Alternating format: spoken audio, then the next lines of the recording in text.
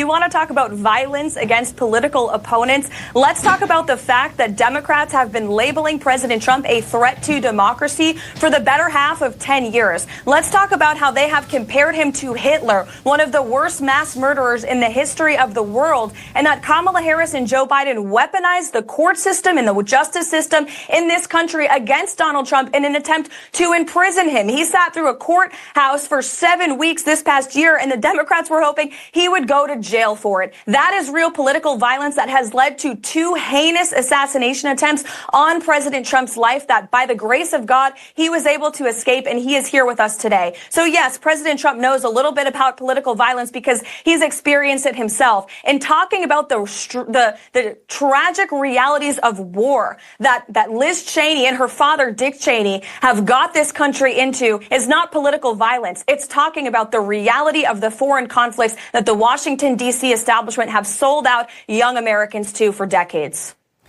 Yet, of course, after those attempted assassination attempts on the former president's life, his opponents reached out to him and said they do not accept political violence. That has been a key difference. I do want to play you.